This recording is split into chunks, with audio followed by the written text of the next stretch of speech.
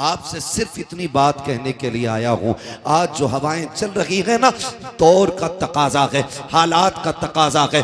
कुल उम्मत मुस्लिमा को एक जगह इकट्ठा होना पड़ेगा। और जो आपसी इख्तलाफात हैं, किसी के मैंड का झगड़ा, किसी के खेत का झगड़ा, किसी के प्लॉट का झगड़ा, किसी के रास्ते का झगड़ा, किसी की जमीन का झगड़ा, किसी की इज्जत का झगड़ा, किसी की नाक का झगड़ा, किसी की मूंछ का झगड़ा, ये जितने झगड़े हैं ये सारे एक तरफ रखो और सब मुस्तफा की गुलामी में आकर के एक दूसरे के शाना बशाना हो जाओ और दुनिया को बता दो मुस्तफा के चाहने वाले न कल अलग थे न आज अलग है। खुदा की कसम, जिस तरह मुस्तफा ने कलमे की रस्सी से कल जोड़ा था, आज भी उम्मत उसी रस्सी से जुड़ी हुई नजर आ रही। नारे तकबीर, नारे रिसालत, मसलके आला हजरत मौलाना हम्माद रजा मुरादाबादी। सुभान अल्लाह, सुभान। आज सबसे ज्यादा जरूरत है इत्तेहाद की। अपनी सफों में इत्तेफाक पैदा करें, वरना ये बहुत जिम्मेदार लोग बैठे हुए हैं। कोई मस्जिदों में सैकड़ों लोगों की क़यादत कर रहा है, कोई मदरसे में सैकड़ों बच्चों की जिंदगी सवार रहा है, कोई अपनी दरसगाह में ऐसी तरबियत दे रहा है कि कुरान वालों की दुनिया भी बेहतर हो जाए, आखिरत भी बेहतर हो जाए। मैं नहीं जानता आप इनके बारे में क्या कहते होगे। आपका कोई किसी के ये चचा होंगे, किसी के भतीजे होंगे, किसी के बेटे होंगे, कोई लल्ला कह के आवाज देता होगा, कोई भतीजा कह देता होगा, कोई चाचा कहता होगा। ये सारे रिश्ते बाद में हैं, लेकिन हुजूर की गुलामी का रिश्ता सबसे पहले है। ये सबसे पहले, ये सबसे पहला रिश्ता है। हम इनका एहतराम इसलिए नहीं करते कि इनके आठ हाथ पैर हैं, इसलिए भी नहीं करते कि इनकी चार आंखें, इसलिए नहीं करते कि ये बैक वक्त चारों तरफ देखते हैं, बल्कि इसलिए करते हैं कि इनके सीने में जो दीन है वो मेरे मुस्तफ़ा का दिया हुआ है, मेरे मुस्तफ़ा का दिया हुआ दीन है। आज जरूरत इत्तेफाक की है, आज जरूरत इत्तेहाद की है। आज उम्मत का हाल बता दूं, खुदा की कसम, जब हवा चलती है ना पीरों की, तो ढूंढ ढूंढ के मुरीद करते, ढूंढ ढूंढ के कहते हैं कोई बच्चा है छोटा मोटा, गोद में डाल दो। क्या करेगा भाई का मुरीद करना है। हम बैत के मुखालिफ नहीं, हम मुरीद और पीर के खिलाफ नहीं है, लेकिन आज उम्मत जिस मकाम पे खड़ी है ना, खुदा की कसम, जिस दिन से ताजु शरिया का विसाल हुआ है ना, आज तक उम्मत लावारिस नजर आती है। आज कोई हमारे सरों पे हाथ रखने वाला नहीं है, आज इस कौम की कोई क़यादत करने वाला नहीं है, आज इस कौम के आगे खड़े होकर के इस कौम की रहनुमाई करने वाला कोई नजर नहीं आ रहा है। आज जरूरत है कि हम मुस्तफ़ा के दिए हुए तरीके को अपना कायद बना लें। कुरान जो हमारे बीच में है उसको अपना रहनुमा की तस्लीम करें और हर जगह अपनी क़यादत के लिए मुस्तफ़ा के दिए हुए तरीके और कुरान को अपना रहनुमा बना करके आगे बढ़े। अगर किसी को किसी से कोई नाराजगी है तो चलो उठाओ, उसको माफ कर दो, उससे माफी मांग लो। आप अगर ये कहो कि मौलाना माफी तो मांग लूंगा, लेकिन लोग जलील करेंगे, रुसवा करेंगे, कोई छोटा कहेगा, कोई कहेगा डर गया, आज उसकी परवाह नहीं करनी है, उससे कह दो उसके दरवाजे पे जाओ जो तुमसे नाराज है। अगर छोटा भी है उसके दरवाजे पे दस्तक दो और जाके कहो यार मुझे माफ कर दे। अगर कोई खता हो गई है, अगर वो धक्का भी दे, अगर ये भी कहे मुझे तुझसे समझौता नहीं करना, तू कितना बेगैरत है, तू फिर से आ गया है, उससे कह देना आज मैं गैरत और बेगैरत के लिए नहीं बल्कि मदीने वाले के बताए हुए तरीके के लिए आया हूँ। मेरे नबी ने कहा है जो रूठे हुए भाई को पहले सलाम करता है अल्लाह उसके सारे गुनाह माफ फरमा दिया। सुभान अल्लाह, सुभान अल्लाह। बहुत खूब। मना लो, लेकिन किसे मनाए? बाप बेटे में नहीं बनती, चचा भतीजे में नहीं बनती, भाई भाई में नहीं बनती है। हाँ, अगर एक इंच फालतू न गई ना तो उसी पे मुकदमे चल रहे। अगर एक ईंट दीवार में निकल गई, कह रहा है ये क्यों निकली भाई, ये मिस्त्री की भी खता हो सकती है, ये थोड़ी सी निकल गई तो इसमें क्या हुआ, उसी पे झगड़े। इन छोटी छोटी बातों पे इतने बड़े झगड़े। आप जानते हो माफ करना हुजूर ने सिखाया है। किसने सिखाया? हुजूर ने सिखाया है। आज जब बाप बेटे नाराज हो जाते हैं तो बेटा कहता नहीं नहीं मैं अब्बा को सलाम नहीं करूंगा। कहा क्यों? कहा उन्होंने मुझे चौराहे पे जलील किया था, मुझे डांट दिया था, मैं अपने यारों के साथ खड़ा था। मैं कहता हूं बेवकूफ, जिन्हें बाप डांटते हैं ना वो बेटे खुश नसीब होते हैं, इसलिए कि डांटने वाले भी रब नसीबों से अता फरमाता है। क्या बात, सही बात है। ये नसीबों से मिलते हैं। अगर बाप डांट दे तो गुस्सा ना करो, ये हक है उसका, क्योंकि वो बाप है, पावर है उसके पास, क्योंकि वो बाप है। लेकिन हम कितने नाराज हो जाते हैं, बात बात में बाप से नाराज होकर बैठ जाते हैं। कहते हैं मौलाना तुमने तकरीर कर दी, लेकिन मेरे अब्बा से मिल लोगे ना, कहोगे तू ही सही है। हम कभी नहीं कह सकते हैं। याद रखिएगा, मैं बेटों से गुजारिश करूंगा, कभी बाप बेटों में अनबन हो जाती है, इसका मतलब तो ये नहीं है चौक में खड़ा करके मौलाना कमरुद्दीन का हाथ पकड़ के कहो मौलाना मेरे अब्बा को समझा दियो, उनका दिमाग खराब हो गया है। जब घर की बात कोई बंदा तीसरे बंदे से जाके कहता है ना, फिर घर के घरवे हो जाया करते हैं। और याद रखिएगा, जो शान अल्लाह ने हवेलियों को अता की है वो घरवों को नहीं मिली है। हवेली जितनी बड़ी होती है शान उतनी बड़ी होती है। तुम 10 फीट से 5 फीट में आ गए, 5 फीट से 3 फीट में रह गए, क्यों? क्योंकि एक दूसरे की सूरत देखना नहीं चाहते। ये निजाम तो मुस्तफा ने नहीं दिया था, ये तरीका तो आका करीम ने नहीं दिया था। मिंबर रसूल है, सरकार जलवा कर रहे हैं, आका करीम तकरीर फरमा रहे हैं। और तकरीर के दौरान मेरे नबी ने कहा था, सुनो मेरे सहाबा, जिससे उसके अपने नाराज हों वो मेरी महफिल से उठ के चला जाए, मुझे उसकी कतन जरूरत नहीं है। जैसी आका ने इतना कहा है, एक सहाबी नौजवान उठे हैं, तोड़ करके गए, अपनी खाला की चौखट पे खड़े हो जाते हैं। और खाला वो है जिसने अभी कलमा नहीं पढ़ा है। आका करीम ने कहा था, जिससे अपने नाराज हो वो मेरी महफिल से उठ के चला जाए। अब मुझे बता तो सही, अगर बाप से नाराज बेटा जलसे में आके बैठेगा तो क्या मिलेगा? जब उसे नबी की महफिल में बैठने की इजाजत नहीं है तो इस महफिल में आके उसे क्या मिलेगा? जो सगे भाइयों से नाराज है वो इस महफिल में क्या लेने के लिए आया है? जिसने अपने रिश्तेदारों से मुंह मोड़ लिया है वो यहाँ क्या लेने के लिए आया है? यहाँ पे वो बैठे जिससे अपने राजी हो। मेरे नबी ने कहा था, जिससे अपने नाराज हो वो मेरी महफिल से उठ के चला जाए। वो नौजवान उठते हैं और उठने के बाद दौड़ लगाई, सगी खाला के दरवाजे पे आए, अंदर से खाला निकल के आई, क्या बात है भांजे, आज कैसे आ गया? तू तो मेरा चेहरा देखना नहीं चाहता था, तू तो बात करना नहीं चाहता था, आज आंख में आंसू आ गए। कहने लगे खाला, जो मेरा नबी है ना उसने आज ऐलान किया है, जिससे अपने नाराज हो जाए वो मेरी महफिल से उठ जाए। का खाला माफ कर दे, मुझसे राजी हो जा। का रो क्यों रखा है? का अगर तू राजी नहीं होगी तो मेरा नबी मुझे महफिल में बैठने की इजाजत नहीं देगा। अल्लाह अकबर। इतना सुना, खाला ने कहा था कि तेरा नबी इस अखलाक का मालिक है कि दुश्मनों से नहीं रोकता है? कहा नहीं। उसने कहा चल, अब ये बातें नबी की चौखट पे होंगी। खाला ने हाथ पकड़ा के भांजे को नबी के चौखट पे लाई है और आके आका को इशारा किया, सरकार बाहर आए। कहा कि आपने कहा कि जिससे अपने नाराज हो वो उससे मैं नाराज हूँ। कहा जी। उस पर खातून ने आगे बढ़ा कदम और कहा महबूब अब देर न कीजिए, हाथ बढ़ाइए, अपना बना लीजिए, कलमा पढ़ा दीजिए। मेरे नबी ने कहा ऐसी क्या जल्दी है? खातून कहने लगी, कहा मैं समझ गई, जिसका दीन इतना हसीन है वो दीन लाने वाला पैगंबर कितना हसीन। सुभान अल्लाह, सुभान अल्लाह, वाह वाह वाह, क्या बात, बहुत खूब। आज हम कहते हैं जी मेरे अब्बा से ही नहीं बनती। बाप क्या है?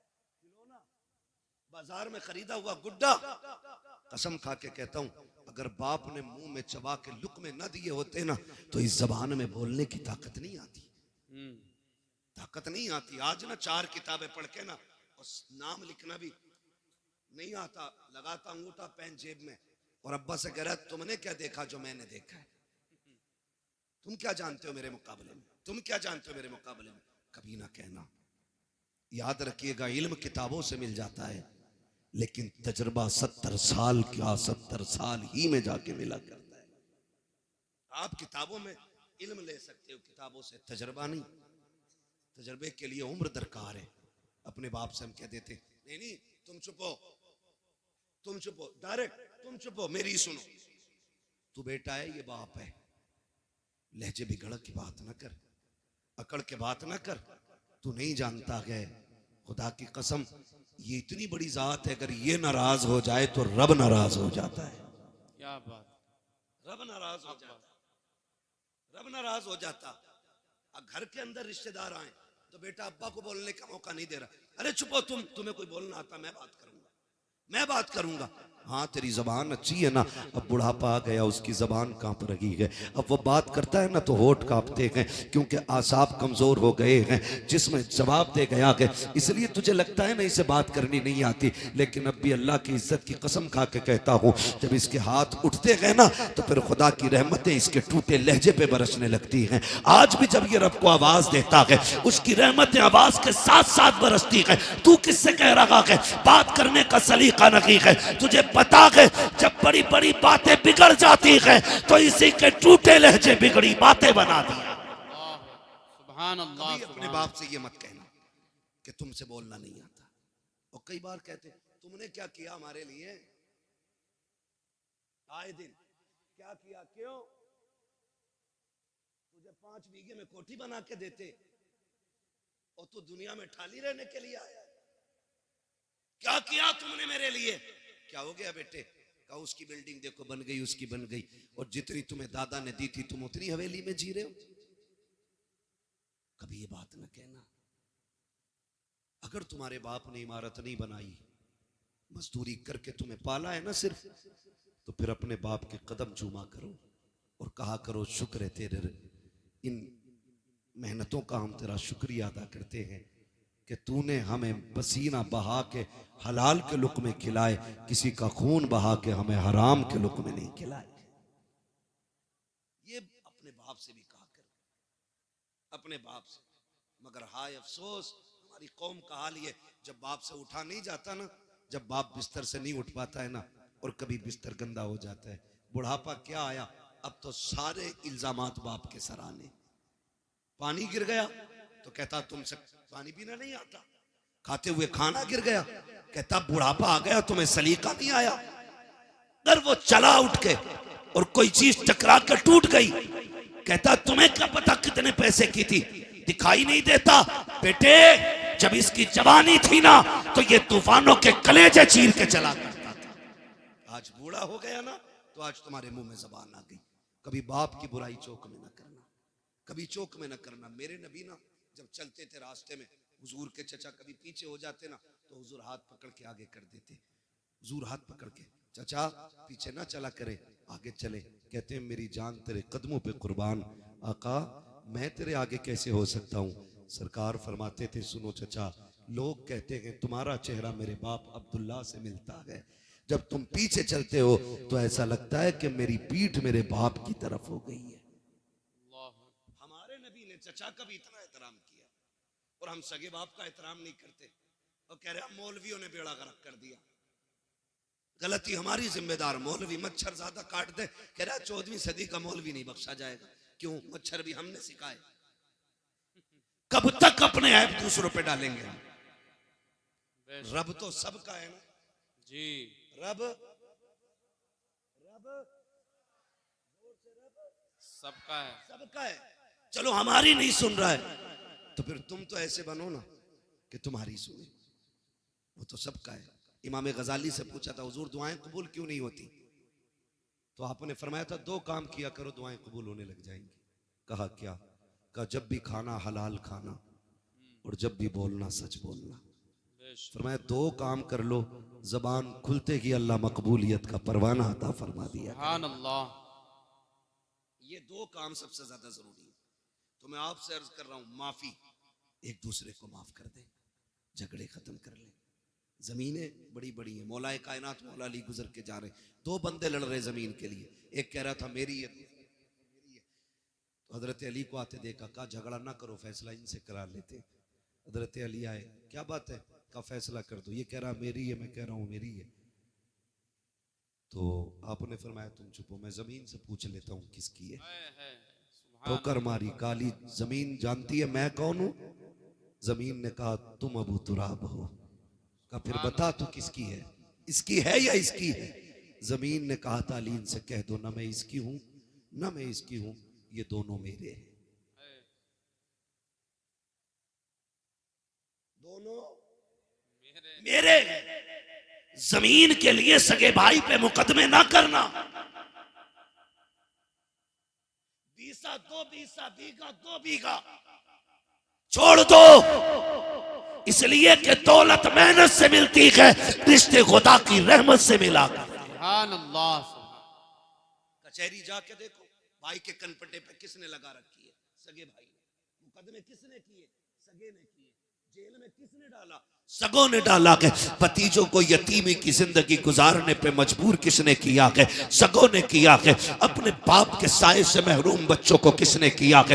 अपनों ने किया के। ओ नौजवानों, खून में गर्मी होती है, थोड़ी देर के गुस्से को बर्दाश्त कर लिया करो। अगर किसी के लहजे में तुम्हें जिल्लत महसूस हो, थोड़ी देर की जिल्लत बर्दाश्त कर लो। अगर तुमने खून की गर्मी दिखाई, नस्लें बर्बाद हो जाती हैं। जमाना तमाशाई बना देखता है और आज दुश्मन ताकतें तुम्हें मुंह फैलाए देख रही है। तुम जरा सी गलती करो, तुम्हारे बेड़े गरक कर दिए जाए, तुम्हारे जरा से कदम गलत उठे, तुम्हें तबाह को बर्बाद कर दिया जाए। मुझे बताओ तो सही, जितने दंगे हो रहे हैं उनमें मुजरिम भी गम है, कातिल भी गम है, मकतूल भी गम है, सताए भी हम जाते हैं, जेलों में भी हम डाले जाते हैं। वजह सिर्फ इतनी है कि हमारे गुस्से कंट्रोल में नहीं है। हमारे दुश्मन चालाकी से काम कर रहे हैं। तुम्हें तो मुस्तफा ने फिरासत दी थी, आका करीम ने दयानत दी थी, तुम्हें बिगड़ने की जरूरत नहीं है। अगर गुस्सा आ जाए, सुलह हुदैबिया याद कर लेना, सारा गुस्सा ठंडा हो जाएगा। अगर बदला लेने का वक्त आ जाए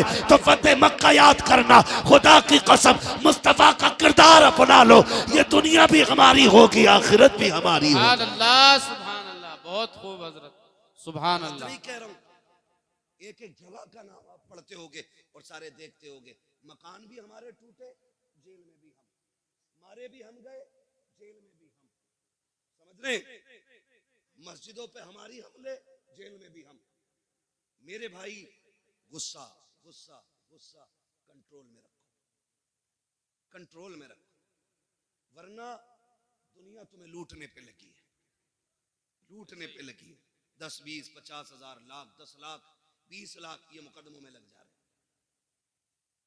हम भाई को सजा कराने के लिए 50,000 दरोगा को देने तैयार हैं, लेकिन भतीजे की जिंदगी बचाने के लिए 5,000 हॉस्पिटल में देने तैयार नहीं। ये हमारी सच्चाई है। और गौस का दामन नहीं छोड़ेंगे, आला हज़रत का दामन। अरे पकड़ा ही कब है हमें? छोड़ोगे क्या? पकड़ा ही कब है? किरदार देखें हम अपने। अगर हमारा सगा हॉस्पिटल में हो तो फोन बंद कर लेते हैं, और जब किसी को सजा कराने की बारी आती है ना, तो पड़ोसी भी आके बैठ जाते हैं। डरना मत मौलाना, दरोगा से बात करो, तुम पे ना हो तो हम दे देंगे, तुम पे ना हो तो हम दे देंगे। ये फ्री के मुशीर तुम्हारी तबाही का तमाशा देखने के लिए आते हैं। अगर गुस्सा आ जाए बर्दाश्त करना, अपनों पे मुकदमे मत करना, अपनों पे चढ़ाई मत करना, थोड़ी सी बर्दाश्त कर लिया करो। जब थोड़ी सी बर्दाश्त कर लोगे, खुदा की कसम जिंदगी सुकून में गुजर जाएगी कि कोई तुम्हारा कुछ बिगाड़ने वाला ही नहीं आएगा। इसलिए जरूरी है अपनी सफों में इत्तेफाक पैदा करें। झगड़े हैं तो एक दूसरे से समझौते करें, मोहब्बतें पैदा करें। बिरादरी का झगड़ा, खानदान का झगड़ा, जात पात के भेदभाव, इस्लाम इसकी इजाजत नहीं देता है, इस्लाम इसकी इजाजत नहीं देता है। याद रखिएगा, अल्लाह के नजदीक वो अजमतों वाला है जो दुनिया में ज्यादा तकवे वाला है। जैसा आपका तकवा वैसा ही आपका मकाम अल्लाह की बारगाह में बुलंद है। इसलिए मेरी गुजारिश है, पठान, खसाब, जमींदार, ठेकेदार बाद में बने, रब के वफादार बंदे पहले बनने की कोशिश करें। हम लोग पहले बनने की कोशिश करें। भाई क्या होता है जानते हैं आप? आज जाके देख लो, हॉस्पिटल में जितने भी झगड़े होंगे भाइयों ने मारा होगा। थाने में जाके देखो तो दोनों तरफ भाई होंगे। कचहरी में जाके देखो, एक वकील के बिस्तर पे भाई है तो दूसरा भी भाई है। ये कंडीशन है। भाई क्या होता है? करबला सुनी है ना, जानते हो ना करबला? करबला में एक भाई को हुसैन कहा जाता है, दूसरे भाई को अब्बास कहा जाता है।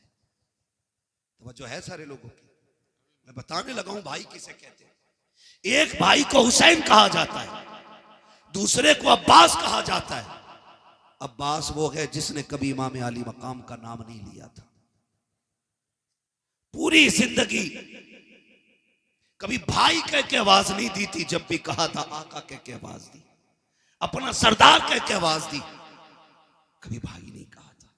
इतना अदब था, इतना अदब। जब करबला में गाजी अब्बास मैदान जाने लगे ना, तो मेरे इमाम ने कहा था अब्बास का जी आका का एक बार मेरे सीने से लग जा। दौड़ के आए, सीने से लग गए। आपने कहा मुझे भाई कहने लगे मेरी माँ उम्मे बनीन ने कभी सिखाया ही नहीं था कि मैं आपको भाई कहूं। का बचपन से मुझे सिखाया था कभी हुसैन को भाई ना कहना। मैंने कहा था अम्मी उनका बाप भी अली, मेरा बाप भी अली, मैं भाई क्यों ना कहूं। तो मेरी माँ ने कहा था तू उम्मे बनीन का बेटा है, वो फातिमा ज़हरा का बेटा है। ये अदब सिखाए गए, ये अदब, ये तहजीब सिखाई गई। काश तो भाई कह दे। गाजी अब्बास ने उस दिन कहा था भाई। खुदा की कसम जब जाने लगे तो फिर हुसैन रोए। गाजी अब्बास ने कहा था आज अकबर को लाकर खेमे में रखा, नहीं ऐसे रोए जैसे अब रो रहे हो। मेरे हुसैन ने कहा था तेरे बाद करबला में मुझे भाई कहने वाला नहीं रहेगा। ये भाई होता है। और तारीख गवाह है, मैदान करबला में गए, तलवारें चली, जब आप घोड़े से नीचे आने लगे एहतराम किया करो, छोटे बड़े की कदर किया करो।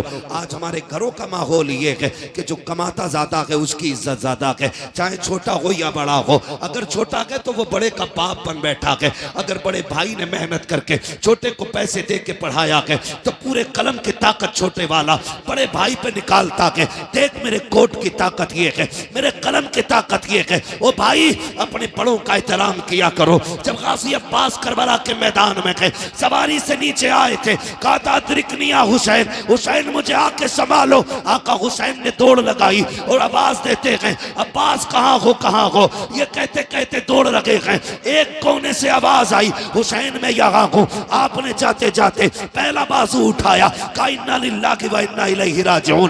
दूसरा बाजू उठाया, दोनों बाजुओं को सीने से लगाया। समझ गए मेरे गाजी के बाजू कटे गए। तारीख गवाह है जब हुसैन गए गए गाजी के पास, एक आंख में तीर लगा गए, दूसरी आंख में खून भरा गए। आपने कहा था आगे, हुसैन कहा जी। आका हुसैन ने भाई का सर गोद में रखा है। अब अदब देखिए भाई ने भाई का कैसे किया है। आज भाई का भाई गला काटने के लिए तैयार है, अपने फायदे के लिए। अपनों को जमीन में दफनाने वालों कान खोल कर सुनो, रिश्ते कैसे निभाए जाते हैं। जब गाजी अब्बास का सर हुसैन की गोद में आया था, मेरे इमाम ने कहा था गाजी खैर तो है, कहते शुक्र है रब का। फिर गाजी अब्बास ने कहा था हुसैन मुझे मालूम है कि तुम मुझे लेके जाओगे। कहा हाँ। कहा मेहरबानी करना मुझे खेमे ना लेके जाना। कहा किस लिए। कहा सुबह से इतनी लाशें उठाई हैं कि तेरे बाजू थक चुके हैं। हुसैन अब तू तन्हा रह गया है, हुसैन मुझे लेके ना जाना। कहा सुन अब्बास मैं यहाँ कैसे छोड़ दूंगा, खेमे में तेरी ज़ैनब को तेरा इंतजार है, उम्मे रुबाब को तेरी राह पे आके जमी है। कहा सुन तो सकी, सकीना भी तो तेरा इंतजार कर रही है। गाजी अब्बास ने कहा था हुसैन अगर तुम मुझे लेके गए और सकीना ने पूछ लिया चचा तुम तो पानी लेने गए थे, पानी किधर गए, तो जवाब क्या दूंगा। अल्लाह अकबर, तारीख गवाह है। मेरे हुसैन ने भाई के सर को सीने से लगाया, कहा कोई ख्वाहिश हो तो बता। गाजी अब्बास ने कहा था हुसैन अगर मेरे हाथ होते तो तकलीफ ना देता, मेहरबानी कर मेरी एक आंख में तीर लगा के दूसरी आंख में खून भरा के मेरी खून वाली आंख को साफ कर दो। कहा किस लिए। कहा जाते जाते आखिरी निगाह तेरे चेहरे पे डालना चाहता हूँ। ये रिश्ते होते गए। गाजी अब्बास की आंखों से कैसी खून साफ हुआ है, सीने के पार भी तीर है, सीना चलनी है, बाजू कट चुके हैं, पूरा जिस्म लहू लगान है। लेकिन जब हुसैन को देखा लबों पे मुस्कुराहट आ गई। कहा मुस्कुराए क्यों। कहा मैं वो खुश नसीब हूँ कि जिसको आखिरी लम्हे में ये सादत मिली है। मैं उस चेहरे को देख रहा हूँ जिस चेहरे को मदीने वाला बार बार छुमा कर। सुभान अल्लाह सुभान अल्लाह। ये सुभान अल्लाह होते हैं। और फिर आखिरी सांस ली और हमेशा के लिए खामोश हो गए, हमेशा के लिए खामोश हो गए। भाई कदर करो, रिश्तों की कदर करो। मैं क्या बताऊं हुसैन किस तरह भाई के जिस्म को खेमे में लाए थे। मेरे अजीजों ये जो रिश्ते अल्लाह ने दिए ना इनकी कदर कर लें। खुदारा निकल जाए इन झगड़ों से, निकल जाए इन नफरतों से। हमें मोहब्बत बांटनी है, मोहब्बत बांटनी है। ना गोरे को काले पे फजीलत है, ना अमीर को गरीब पे फजीलत है, ना किसी तुर्क खान पठान शेख को किसी फकीर किसी अंसारी पे कोई फजीलत है। हुजूर ने एक रस्सी में सबको बांधा और वो रस्सी थी ला इलाहा इल्लल्लाह मुहम्मदुर रसूलुल्लाह। ये एक रस्सी है, आज इसमें बंधने की जरूरत है। अगर फर्क होता ना तो बिलाल कभी अबू बकर की करवट में खड़े नहीं होते। अगर फर्क होता ना तो बिलाल कभी उमर के बाजू पे खड़े नहीं होते। अगर फर्क होता तो फतह मक्का के दिन मेरा नबी बिलाल को काबे की छत पे कभी ना चढ़ा। क्या बात, क्या बात। हमने इतने झगड़े पैदा कर लिए, हम एक दूसरे को जलील करने पे लगे हुए, एक दूसरे को नीचा दिखाने पे लगे हुए। ये तो मर के पता चलेगा ऊंचा कौन है नीचा कौन है। हम कौन होते हैं फैसले करने वाले। निकले हम इन झगड़ों से और वो माहौल पैदा करें कि हम दुनिया को बता दें कि मोहम्मद से वफा तूने तो हम तेरे हैं, ये जहां चीज है क्या लोहो कलम तेरे हैं। और सिर्फ यही रिश्ते नहीं, यही रिश्ते नहीं, अगर थके ना हो तो थोड़ी बात आगे बढ़ा लो। थके तो नहीं है ना अभी, आप लोग नहीं थके ना अभी। जो लोग नहीं थके वो कह दें जरा या रसूल अल्लाह। मैं तो आप लोगों की हिम्मत और मेहरबानी कि इतनी रात तक आप बैठे हुए हैं, क्योंकि मैं पूरे 2 घंटे लेट यहां पहुंचा हूं। अल्लाह आपको सलामत रखे। बस अगर सुनना चाहते हो तो मैं सुनाऊं, लेकिन ये भी अच्छा नहीं लगता ना जबरदस्ती अपनी बात किसी पे थोपी जाए। तैयार है सुनने के लिए? जरा कह दें या रसूल अल्लाह। हमारे कुछ भाई खड़े होकर सुनने, अल्लाह इन्हें सलामत रखे। हाँ, ये भी बड़ी बात है, क्योंकि इतनी देर खड़ा रहना भी छोटी बात नहीं है, बड़ी बात है। हाँ, और माशाल्लाह खड़े वाले बंदों ने भी हाथ उठाया है, कभी और खड़े रह सकते हैं, आप बैठे रह सकते हैं। ये शायपुरा इतने बड़े बड़े मौलाना लोग यहाँ रहते और आप सर हिला के कह रहे बैठ सकते हैं ना थोड़ी देर। सलामत रहें, सलामत रहें माशाल्लाह। हाँ, बस मैं अर्ज करूं आपसे, एक ये रिश्ता भाई का भाई से रिश्ता, फिर एक रिश्ता और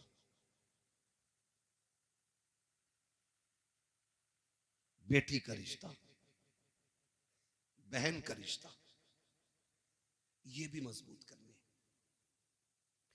कोई भी किसी का भी दामाद हो, उससे मैं गुजारिश करना चाहूंगा, ससुराल में जाके तोप ना बना करो। दामाद है, कोई तूफान नहीं है तू। हमने ऐसे भी हज़रत दामाद देखे जिनकी मोहल्ले में कोई औकात नहीं अपने, वो ससुराल में टांग पे टांग रख के बैठे होते।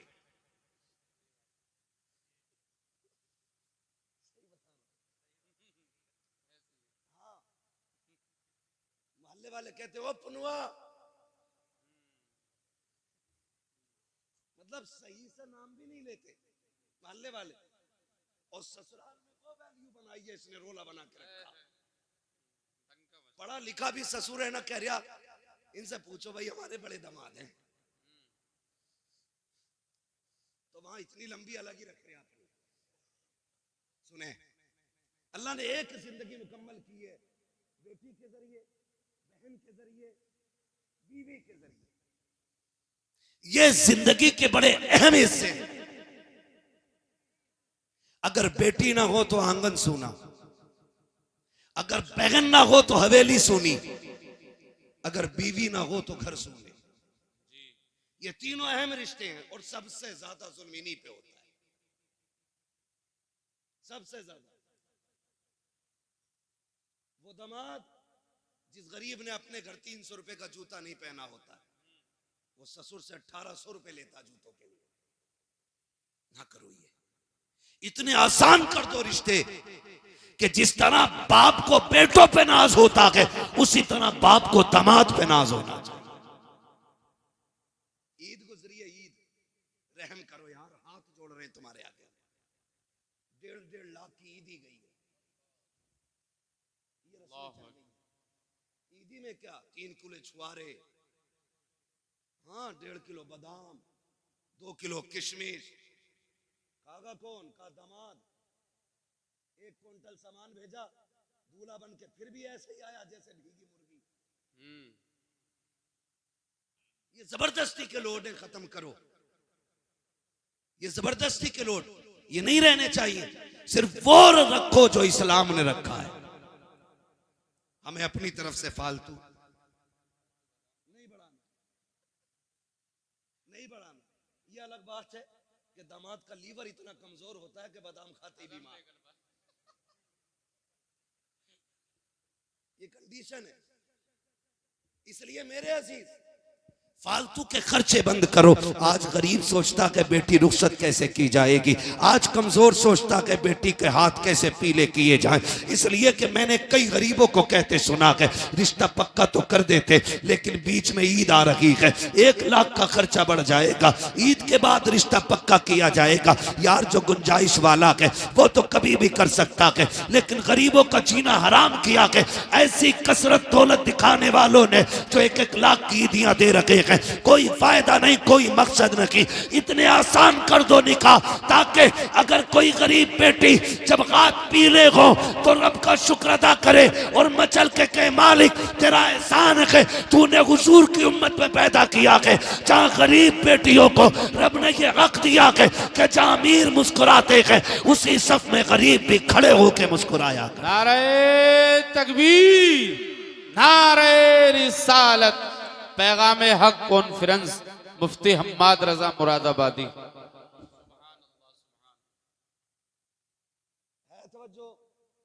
आसान करेंगे इंशाअल्लाह निकाह, इंशाअल्लाह। बोले इंशाअल्लाह, जोर से बोलो इंशाअल्लाह।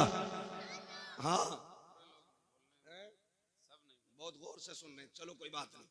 कुछ ये सोचते हैं मुझ पे ही बोल रहे दिखे, होता है ऐसा। कहते हैं चोर के पैर कितने होते हैं। किसी को भी कहो कि मौलाना मुझे ही कह रहा होगा, मेरे पड़ोस वाले ने जरूर कही होगी। ये इस तरह के ख्यालात पैदा होते। तो रिश्ते आसान करें, रिश्ते आसान करें। मैं सिर्फ एक बात जानता हूं, ये फ्रिज, गाड़ी, मोटरसाइकिल, कारें मांगने वाले लोग हो, मैं सिर्फ एक बात कहूंगा उन लोगों से जो मांग मांग के जहेज लेते हैं, यार जिसने बेटी दे दी उसने सारी कायनात उठा के दे दी। बेशक बेशक, मानते नहीं इस बात को जी। जिसने बेटी दे दी उसने सब कुछ दे दिया, सब कुछ दे दिया। उसकी हिम्मत को सलाम कि 22 साल 18 साल पाल के किसी अजनबी के हवाले कर देता है। और उसमें भी कह रहा पिलाई जो थी ना आधा इंची कमजोर रह गई, क्यों इस पे भैंसे बांधेगा? 2 इंची की पिलाई चाहिए बेड में, अलमारी में। कब्र के तख्ते क्या इंची के होते हैं? बोलो।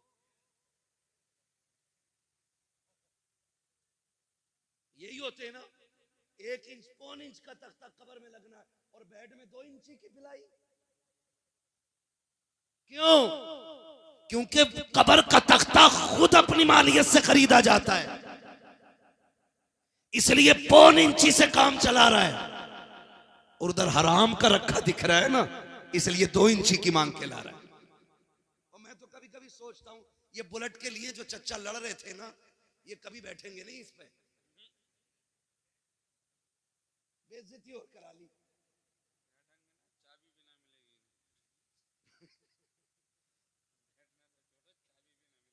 चाबी, मैं एक बात कह रहा हूं, बेगानी शादी में अब्दुल्ला दीवाना भाई जिसे मिलेगी वो सोचे, तू क्यों मरा जा रहा चच्चा? तू बैठ की पिलाई की नहीं, कब्र के तख्तों की फिक्र कर। हमारी कंडीशन क्या है? दूल्हा बनता है बेटा, और बाप की खुशी का उस दिन ठिकाना होना भी नहीं चाहिए, क्योंकि ये बाप है और जो दूल्हा बना वो इसका। इसमें भी शक है क्या? वो इसका ओ भाई अपने बाप ही का तो बेटा होता है ना दूल्हा। तो फिर भी कुछ सोच रहे कहीं मौलवी पकड़ ना ले किसी मसले में। मैं पकड़ने नहीं समझाने आया हूं, वो इसका। और ऐसे ना आज बैग यूं दबा के इधर इधर इधर इधर, ठीक है, रोटी तो कच्ची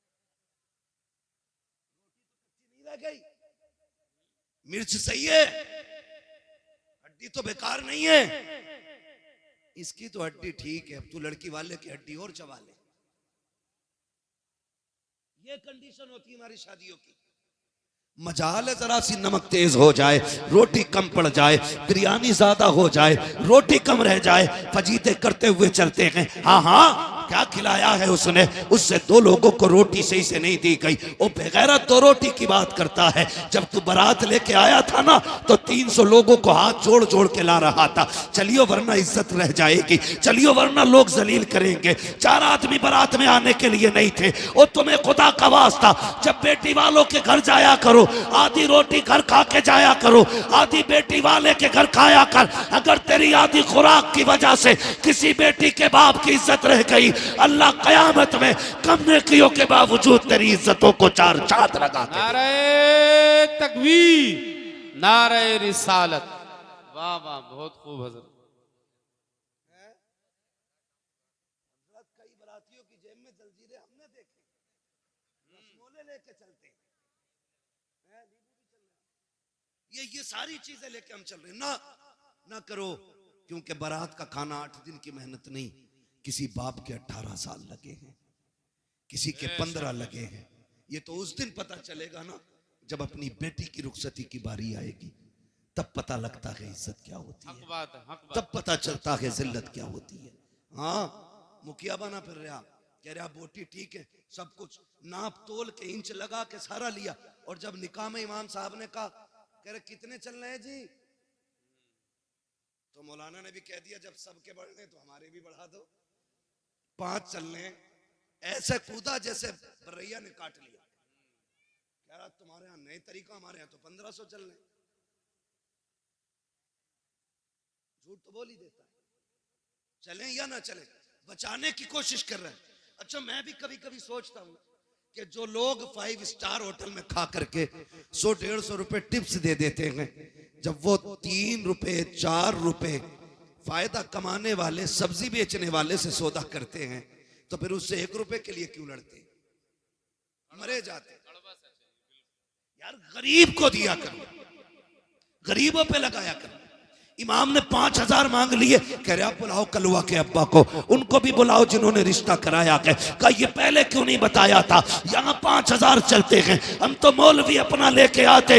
मैं कहता हूँ गैरत कर, जब बेगैरती दिखाता है तब तुझे पैसे दिखाई नहीं देते, जब तुझे अपनी शान बनाने की बारी आती है तब तुझे पैसे कम लगते हैं। जब इमाम को देने की बारी आई तेरा कलेजा फट जाता है। ओ भाई, इमाम को ज्यादा से ज्यादा दिया करो, इसलिए कि बेनमाजी खाएगा तो कम मिलेगा, नमाज वाला खाएगा सवाब अल्लाह ज्यादा अता फरमाए। सुभान अल्लाह, सुभान। लेकिन यहाँ के फिर सुई नाप तोल करते, इसलिए निकाह आसान करेंगे इंशाल्लाह, करेंगे इंशाल्लाह। सुबह से ही भूखे तो न रहेंगे। एक और वो कहते हैं ना पावर सिस्टम,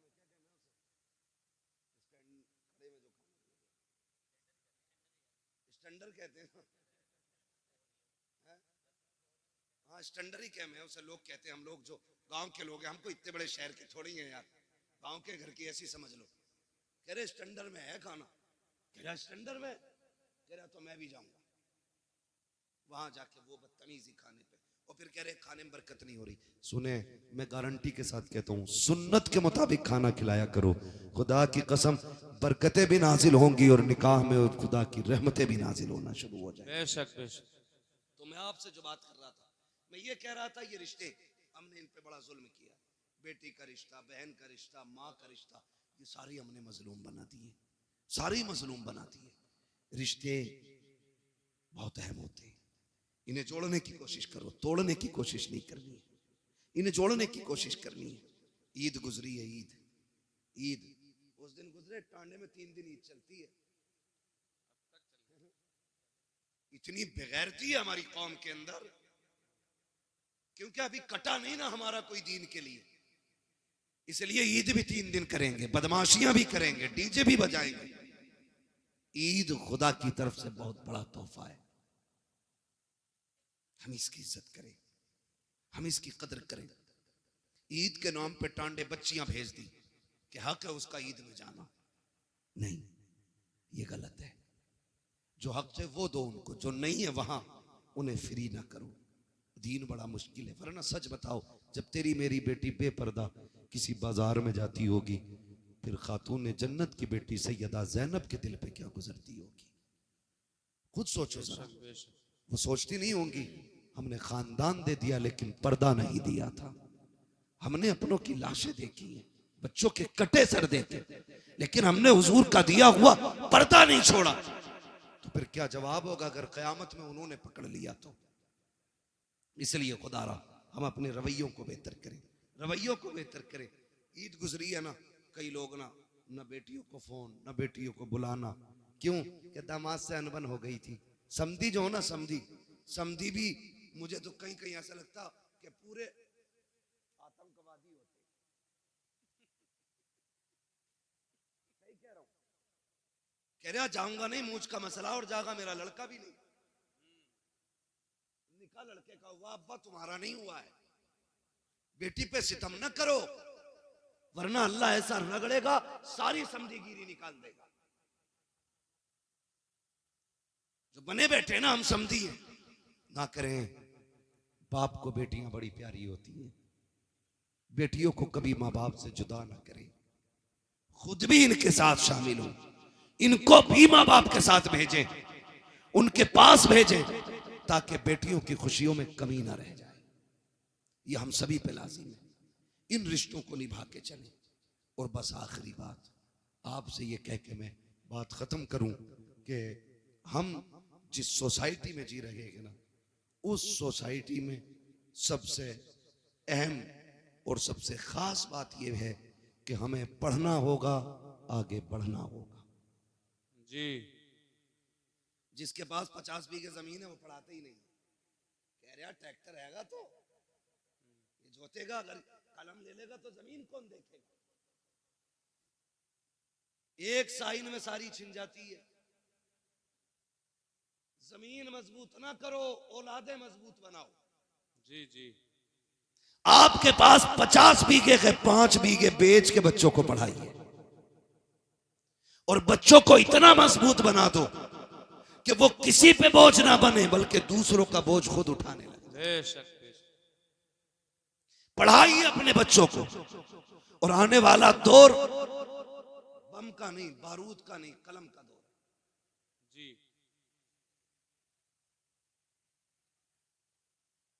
ये बातें तारीख लिखवाते समय बता दिया करो, ताकि हम ये बता दें कि हम ये कब सुनाएंगे।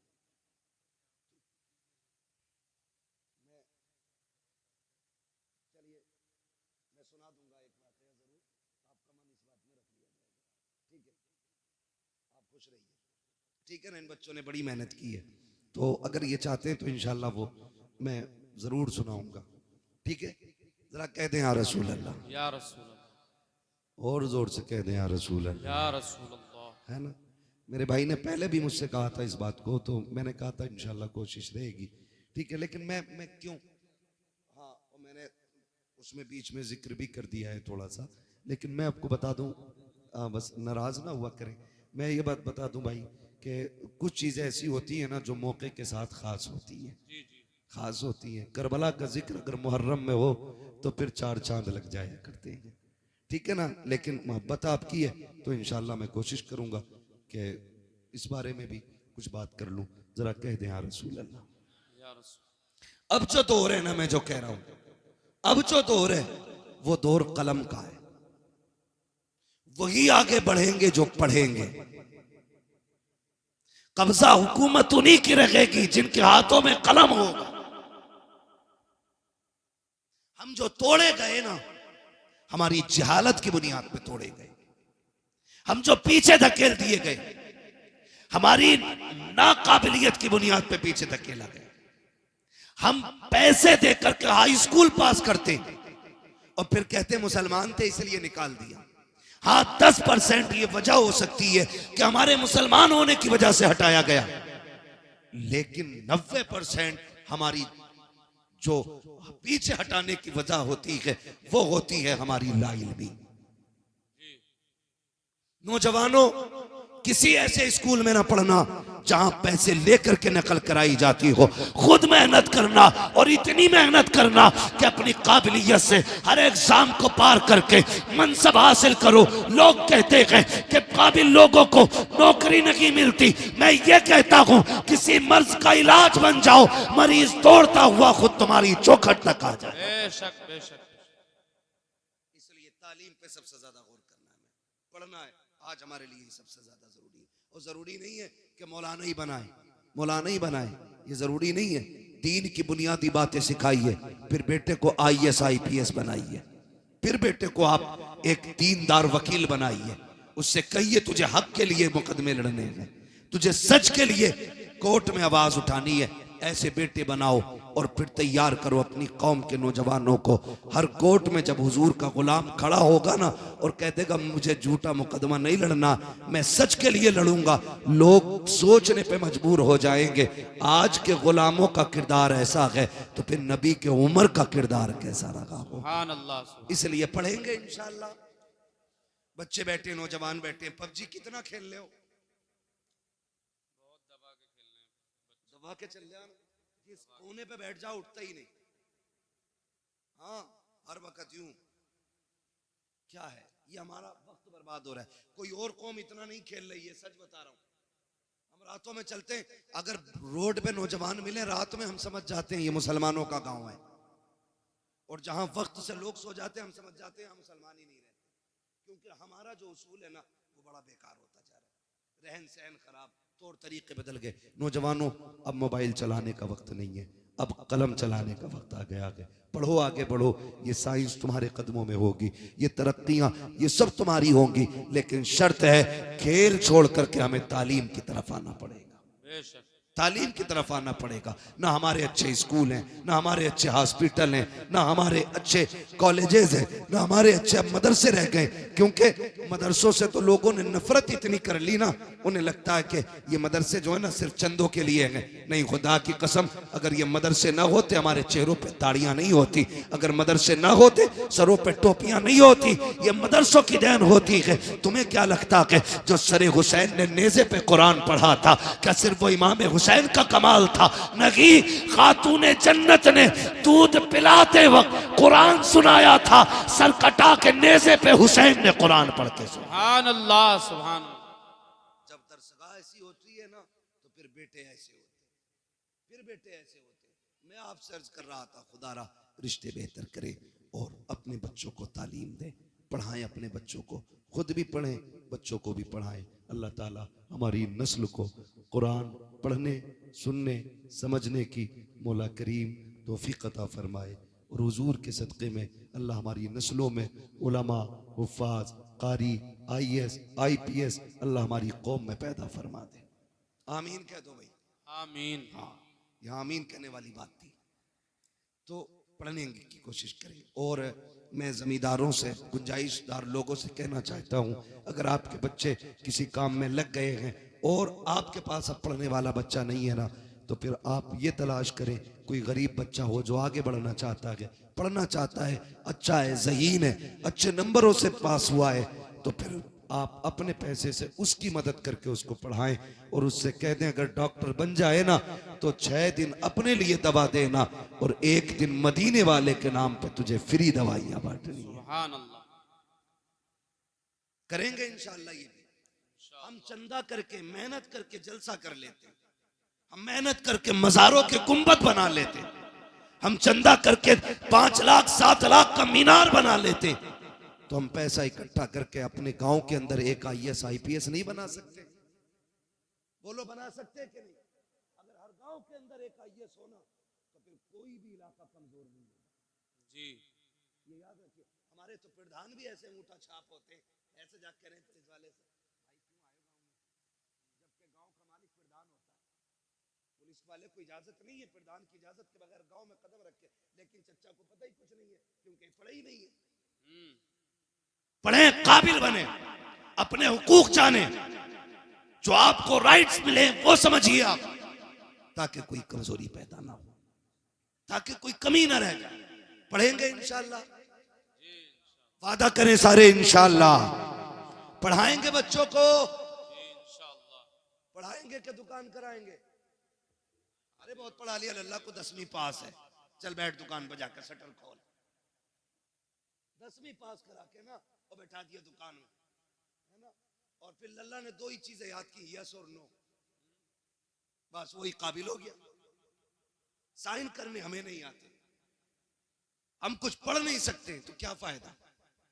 कोशिश करें आज ही से कि एक हम बंदा ऐसा तैयार करेंगे जो हमारे गांव का होगा और आईएएस होगा, आईपीएस होगा। ये तैयारियां करें अगर वजूद को बाकी रखना चाहते हो, वरना ये सोच लेना दीन तुम्हारे ऊपर नहीं है आया यूं रिशो तातार के अफसाने से, पासबां मिल गए काबे को सनम खाने से। हाँ, जिसने नबी की आल को कत्ल किया था वो यहूद और नसारा नहीं थे, वो इसी दीन का कलमा पढ़ने वाले लोग थे, वो हुजूर का कलमा पढ़ने वाले लोग थे। अल्लाह ने उनका ऐसा बेड़ा गर्क किया, आज उनका नामो निशान नहीं मिलता है। तो आपको क्या लगता है दीन हमारे ऊपर टिका हुआ है? हम कुछ भी कहें करें, अल्लाह को हमको जिंदा रखना ही है। महज अल्लाह उसकी कोई मजबूरी है? वो तो ये कहता है अगर तुम मेरे दीन से खिलवाड़ करोगे मैं तुम्हें खत्म करके तुमसे अच्छे लोग ला के रख दूंगा। ये उसका ऐलान है। इसलिए खुद से कोशिश करो। वो कुरान की आयत करीमा में हाफिज तो नहीं हूं, इन्नल्लाह ला युगय्यिरु मा बिकौमिन हत्ता युगय्यिरु मा बिअनफुसिहिम। अल्लाह ताला किसी कौम के हालात उस वक्त तक नहीं बदलता जब तक कौम अपने हालात बदलने की खुद से कोशिश नहीं करती। हमें कोशिश करनी है खुद से। हमें फिर आप कोशिश करें, कामयाबी देना रब का काम करेंगे इंशाअल्लाह। इसी दीन के लिए करबला में शहादतें हुई है। खाली सुन के घर जाके हुसैनी नहीं बन सकते हो, किरदार में भी हुसैनी बनना पड़ेगा, अखलाक में भी हमें हुसैनी बनना पड़ेगा, तौर तरीके भी हमें करबला वालों के होने चाहिए। मैं आपसे अर्ज कर रहा था रिश्ते निभा के चले। जिस तरह आप मेहनत से बेटों को पढ़ाते हैं उसी तरह मेहनत से बेटियों को भी पढ़ाइए, बेटियों को भी पढ़ाइए। हम बेटों को इसलिए मेहनत से पढ़ाते कि ये बुढ़ापे का सहारा होता है, और बेटियों को इसलिए नहीं पढ़ाते क्योंकि वो पराए घर चली जाती है। ना करें, याद रखें बेटे बुढ़ापे के सहारे होते हैं, बेटियां आखिरत का सहारा हुआ करती हैं। सुभान अल्लाह। उन्हें भी पढ़ाइए। और याद रखिएगा जब बुरे वक्त में बेटे भी साथ छोड़ जाते हैं ना तो फिर बेटियां ही काम आया करती हैं।